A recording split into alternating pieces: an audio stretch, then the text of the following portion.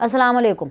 बड़ी ख़बर ये है जो कि वक्त की ज़रूरत थी और ये बिल्कुल खुशखबरी है और मेरे लिए तो बहुत बड़ी खुशखबरी है। और इसलिए ये मेरे लिए खुशखबरी है क्योंकि जिन लोगों को इज़्ज़त रास नहीं आ रही थी ना, जिन लोगों के अंदर एक झूठा एंटी इस्टेब्लिशमेंट, एक झूठा एंटी जुडिशरी जो एक नरेटिव आया हुआ था, जो बड़े अपने आप में इनकलाबी बने हुए थे, उन सब के ख़िलाफ़ जुडिशरी ने बहुत बड़ा डंडा, बड़े वाला डंडा जो है ना, वो ना सिर्फ उठा लिया बल्कि चलाने का भी फैसला कर लिया। वो कौन लोग हैं जिनको छठी का दूध याद आना है और बिल्कुल राइटली उनको याद कराया जाएगा। इस सब की तफसीलात मैं आपको दूंगी कि आखिर ऐसी वजह क्या। इसके अलावा जी शेख रशीद साहब का नसीब क्या होगा, उनका मुस्तकबिल क्या होगा और शेख रशीद साहब के साथ अभी क्या हो रहा है, इस टाइम पर शेख रशीद साहब कहाँ हैं, इस सब की डिटेल्स मैं आपको इस वीडियो के अंदर बताने वाली। मतलब आज तो बहुत ज़्यादा खबरें थी, लेकिन सारी खबरें मैं एक ही वीडियो में नहीं डाल सकती ना, फिर वीडियो लंबी हो जाती है, आप लोग भी देखते नहीं हैं, बोर हो जाते हैं, टाइम किसके पास होता है, फास्ट फॉरवर्ड पे भी आप लोग नहीं देखते। तो ये जो दो अहम चीज़ें हैं ना, इसके बारे में मैंने बात करनी है आपसे। वो इसलिए दो बहुत अहम चीज़ें हैं कि आपको पता है 2021 में जब पाकिस्तान तहरीक इंसाफ को इंट्रा पार्टी इलेक्शन कराने के लिए इलेक्शन कमीशन ने बार बार कहा, रिक्वेस्ट की, इन्फॉर्म किया, फिर ख़बरदार भी किया कि भाई अगर अब आपने इलेक्शन नहीं कराया ना तो ये बल्ला आपका एक्चुअली बल्ला जो है ना वो आपका चला जाना है।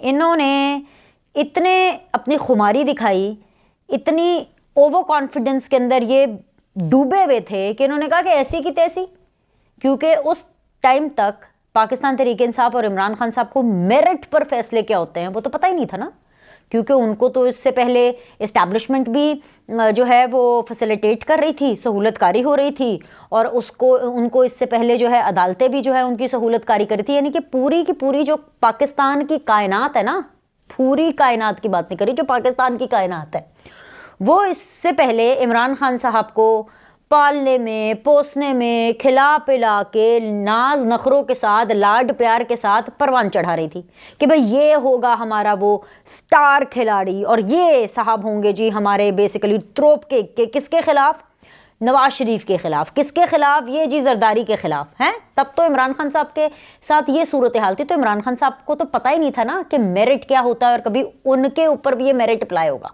तो बार बार इलेक्शन कमीशन कहती रही 2021 से कि भाईजान अपने इलेक्शन करा लो, भाईजान अपने इलेक्शन करा लो। इन्होंने समझा कि कौन रोक सकता है, जब तक मेरे साथ जनरल फैज़ है, जब तक मेरे साथ जनरल बाजवा, कुछ नहीं होने वाला भाई, मतलब मैं तो एक आखिरी ऑप्शन हूँ। लेकिन इलेक्शन कमीशन ने बता दिया कि वो आखिरी ऑप्शन नहीं थे। अब जब वो नहीं हुआ, ख़बरदार भी कराया, उनको सीरियसली नहीं लिया गया। उसके बाद जी पाकिस्तान तहरीक इंसाफ ने फ्रॉड इलेक्शन करा दिए 2 नंबरी से।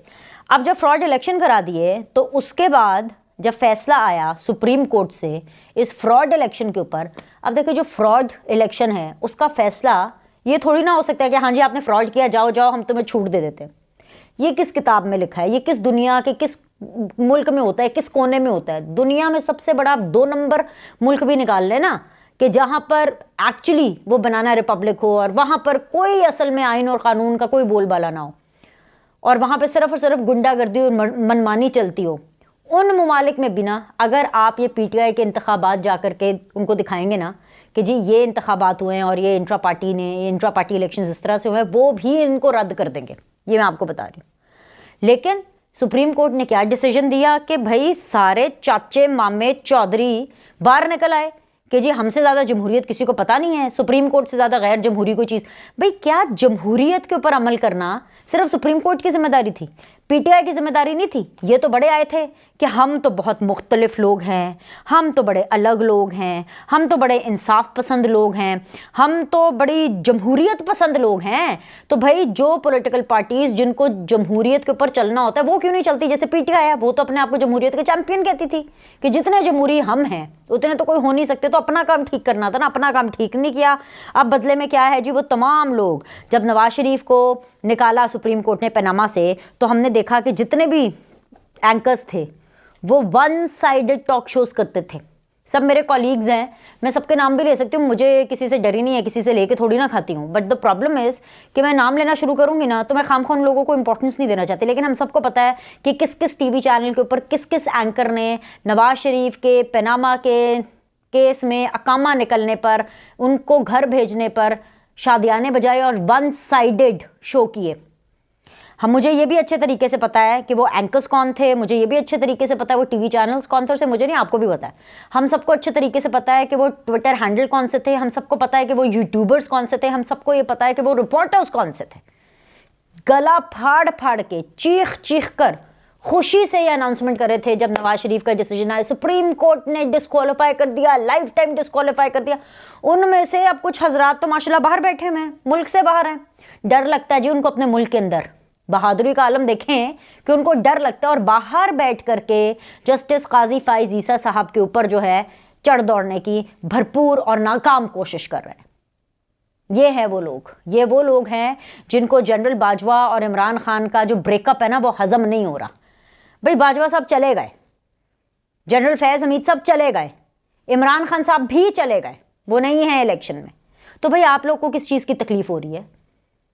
ये वो लोग हैं जो इस वक्त बैरूने मुल्क भी बैठे हुए हैं, उनमें से भागे में हैं, कोई छुपे में हैं, और जिनके अंदर बहुत ज़्यादा जमहूरियत जाग रही है ना, ये वो लोग हैं जो कि सही मानों में पॉलिटिकल पार्टीज़ के, पॉलिटिकल लीडर्स के दुश्मन होते हैं, क्योंकि ये वो लोग हैं जिनको गलत एडवाइस करते हैं। जैसे कि अब उनको कहा जा रहा है और ये एक माहौल बनाया जा रहा है कि जी काजी फाइज ईसा साहब ने पता नहीं कितना गलत डिसीजन दे दिया। मैं समझती हूँ कि इससे बेहतर डिसीजन, इससे अच्छा डिसीजन कोई और हो नहीं सकता, क्योंकि जो आइन और क़ानून के हिसाब से जो फैसला है वो तो ठीक है भाई, उससे बेहतर क्या फैसला होगा।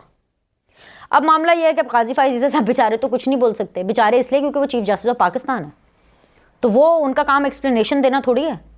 जजेस अपने फैसलों से जाने जाते हैं, जजेस अपने कॉन्डक्ट से जाने जाते हैं।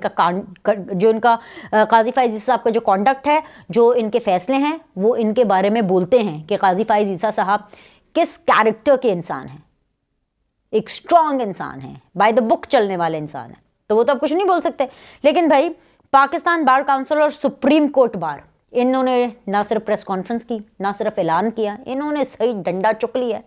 तमाम एंकर्स, तमाम यूट्यूबर्स, तमाम तर वो जो ट्विटर के ऊपर जो महाज इकट्ठा उन्होंने किया हुआ ना, जितने भी चाहे दुनिया के किसी भी कोने में बैठे हों, पीटीए को, Pakistan telecom authority and FIA को, इन दोनों को हिदायतें की गई हैं कि भाई इनके खिलाफ कार्रवाई होगी, उन तमाम लोगों के खिलाफ कार्रवाई होगी जो काजी फाइज ईसा साहब के हवाले से गलत आवाज़ उठा रहे हैं, गंदे गंदे ट्रेंड्स बना रहे हैं, गालियां दे रहे हैं, बेजा तनकीद कर रहे हैं, फजूल पर्सनल किस्म के अटैक्स कर रहे हैं, और जो भी गंद और तूफान बदतमीज़ी शुरू किया हुआ है, ये सब लोग इसके ज़ुमरे में आते हैं और आएंगे। और मैं आपको बताऊं, इसमें ऐसे बहुत से बड़े बड़े नाम हैं, कुछ पाकिस्तान के अंदर, कुछ पाकिस्तान के बाहर, कुछ ऐसे बहुत बड़े बड़े नाम हैं जो कि आया के रोना पिटना तो ये कर रहे हैं कि हाय अल्लाह जी, सच बोलने के ऊपर देखिए जी हमारे साथ कितना बुरा हो रहा है क्योंकि हम तो सच बोल रहे हो। भाई आप लोग नहीं सच बोल रहे हैं, आप लोग खुद एक पार्टी बने हुए, आप लोग झूठ बोल रहे हैं, आप लोग यूज़ हो रहे हैं, और आप आवाम को भी बहका रहे हैं, और यूज़ आप उन गंदे टॉर्चरस ख्यालात और उस सोच की वजह से हो रहे हैं जो कि गुलामाना सोच है, सिर्फ और सिर्फ इसलिए कि जी ये ज़रा टाइड के अगेंस्ट जाएंगे, टाइड के अगेंस्ट जाएंगे, हवाओं के अगेंस्ट जाएंगे, तो इनका बोलबाला होगा, इनकी सुनी जाएगी। ये गलत है भाई, ये ठीक नहीं है। तो भाई डंडा पकड़ लिया हुआ है जुडिशरी ने, और अब इनमें से किसी की खैर नहीं है। वो आपको याद है ना शेख रशीद साहब, आपको हो या ना याद हो, हम हैं ना बैठे हुए आपको याद कराने के लिए। शेख रशीद साहब के ऊपर 1 2 3 4 5 6 7 8 9 10 11 मुकदमे। कौन से 11 मुकदमे हैं जी? 9 मई के मुकदमे, उनमें उन्होंने ज़मानतें ली हुई थी, उनमें ज़मानतें जो हैं वो खारिज हुई, ज़मानतें ख़त्म हुई। तो वो मेट्रो बस स्टेशन के ऊपर उन्होंने तोड़ फोड़ की थी जो शेख रशीद साहब ने, उसके एविडेंसेस हैं, उनको पुलिस ने फिर से आके पकड़ लिया। बस पुलिस ने पकड़ना था तो हाल ली मच गई, क्या है जी ये क्या हो गया, और ये क्यों ऐसे पकड़ रहे हैं, और मुझे क्यों ऐसे कर रहे हैं। भाई 9 मई के वाक़यात, नक्स अमन, पाकिस्तान में जो खौफ व हरास पैदा करना, पाकिस्तान के अमन को नुकसान पहुंचाना, ये कोई छोटी बात होती है? ये बहुत बड़ी बात होती है, ये बहुत ज़्यादा बड़ी बात होती है। वैसे भी शेख रशीद साहब का चिल्ला पहले वाला ना पूरा नहीं हुआ था, वो ख़ुद भी शेख साहब कह रहे थे, खुद भी शेख साहब कह रहे थे। और अभी जो आखिरी उन्होंने बयान दिया जिसमें उन्होंने बड़ी होम्योपैथिक तरीके से इमरान खान की मंजी ठोकने की कोशिश की कि देखे जी मुझे बड़ा अफसोस हुआ कि उन्होंने दोस्ती नहीं निभाई, लेकिन मैं दोस्ती निभाने वालों में से हूँ, और मेरे हलके के अंदर जो है इन्होंने PTI ने अपना कैंडिडेट खड़ा किया, और कि मैंने मेरे हक़ के अंदर दस्तबरदार नहीं किया। लेकिन फिर भी मैं दोस्ती निभाऊंगा, फिर भी मैं इमरान खान के खिलाफ कुछ नहीं बोलूँगा, मैं फिर भी उनकी बेगम के खिलाफ कुछ नहीं बोलूँगा, मैं फिर भी वादम अफगान नहीं बनूंगा ना। यही वाली बातें कर रहे थे ना इशारों किनारों में।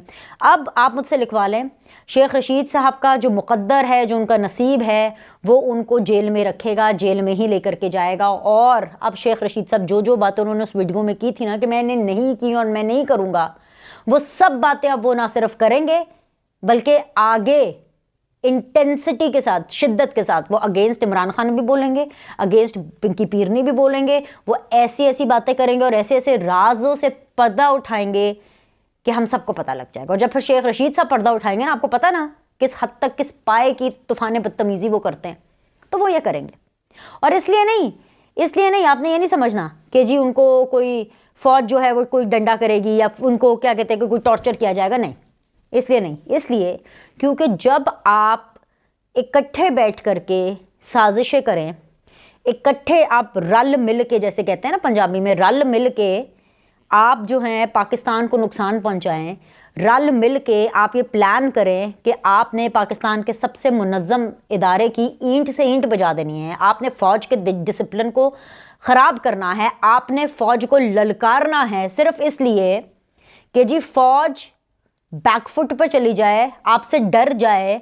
आप मिल करके एक ऐसा गैंग बना लें कि फ़ौज आपके सामने सरेंडर कर ले। जब आप मिल करके ऐसी साजिशें करते हैं और फिर आप उनको साइड करते हैं, तो इस तरह की जंगों के अंदर हमेशा रियासत जीतती है, और जीतना चाहिए भी। इसका कोई जमहूरियत से लेना देना नहीं है भाई, मुल्क हैं तो हम हैं ना। आप पाकिस्तान के एक मुनज़्ज़म इदारे को, चाहे वो आपकी फ़ौज हो, चाहे वो आपकी अदलिया हो, सियासतदानों ने अपना तो चले बुरा हाल किया ही है। मैं तो हमेशा पार्लियामेंट की बालादस्ती की बात करती हूँ, मैं तो हमेशा पार्लियामेंट की हिफाजत की बात करती हूँ। ये तो वो लोग हैं जो तो पार्लियामेंट पे चढ़ दौड़े थे, इन्होंने तो पार्लियामेंट के ऊपर अटैक कर दिया था, इन्होंने तो पीटीवी पे हमला कर दिया था। पार्लियामेंट के बाहर जो है और सुप्रीम कोर्ट के बाहर तारे लग लग के धरने के दिनों में इन्होंने अपने कपड़े लटकाए होते थे, गीली शलवारें लटकाई होती थी ताकि जी ये सूख जाए, कपड़े इनके सूख जाए। ये तो इन लोगों का हाल था। तो वो क्या कहते हैं, बाअदब बामुराद, बेअदब बेमुराद। ये बेअदब लोग हैं, इनको बेअदबी करने में बहुत मजा आता है और बेअदबी करने में इनकी बहुत महारत है। तो जब आप बेअदबी करेंगे तो आप बेमुराद ही होंगे। ये है शेख रशीद साहब का फ्यूचर। मुझे आप बताएं किसके शेख रशीद साहब बने? ना नून लीग के बने, ना पीपल्स पार्टी के बने, ना इमरान खान के बने। ये तो गेट नंबर 4 की मैं पैदावार हूँ, गेट नंबर 4 की पैदावार, ये कह के ये तो गेट नंबर 4 वालों के भी नहीं बने। अगर शेख रशीद की मैं करियर की और इनकी मोहब्बतों की, जो इनकी इस्टेब्लिशमेंट और फ़ौजियों के साथ थी, और जिस तरह से ये शो करते थे कि जी बड़ा इनकी मोहब्बत है फ़ौजियों के साथ, और जो भी आर्मी चीफ़ है वो तो just a phone call away है शेख रशीद साहब से, तो अगर मैं इसको भी मानूं जो शेख रशीद साहब शोखियाँ मारा करते थे, तो फिर जब फ़ौज के अंदर बगावत हुई तो शेख रशीद को तो फ़ौज के साथ खड़ा होना चाहिए। आप फ़ौज के एंटी क्यों खड़े हुए? क्योंकि शेख रशीद को यह गलत फहमी हो गई थी, या उनको ये लग रहा था कि इमरान खान जीत जाएंगे फ़ौज से, इमरान खान जो फ़ौज के अंदर बगावत कराना चाह रहे हैं वो उसमें कामयाब हो जाएंगे। इमरान खान साहब के बस की बात नहीं है, किसी के बस की बात नहीं है। तो फिर जब आप ऐसे काम करेंगे तो फिर ये तो होगा, 1 छोड़ 11 छोड़ 22 मुकदमात कराएं, 24 मुकदमात कराएं। पाकिस्तान हमारा भी तो है, एक्चुअली हमारा ही है। आप लोग तो आते ही सिर्फ इस पर हुक्मरानी करने और लूटने के लिए हैं। ये तो हम जैसे पाकिस्तानी हैं जो कि हमेशा यहाँ पे रहते हैं, अच्छे हालात में भी बुरे हालात में भी, नौकरी हो नौकरी ना हो, पैसे हो पैसे ना हो, हम फिर भी इसी मुल्क में रहते हैं और इसी में रहेंगे। तो जब आप हमारे मुल्क में आग लगाएंगे तो आप कैसे सुकून से रह पाएंगे? सो टाटा बाय बाय। अडियाला में आप भी इंजॉय करें और वहाँ जा कर के आप अपने बयानी हल्फी दें, आप प्रेस कॉन्फ्रेंस करें, आप अपना वीडियो बयान रिकॉर्ड करें, आपने लिख कर के बाद हम आप गवाह बनना है, जो आपने करना है वो आप करें, लेकिन आपकी तकदीर का फैसला। मुझे वो ये सामने बड़ा ये मेरे सामने दीवार है, मुझे सामने बड़ा इस दीवार के ऊपर लिखा हुआ नज़र आ रहा है कि Sheikh Rashid is also over done and dusted. Like करें, सब्सक्राइब करें। आपसे अगली वीडियो में मिलते हैं।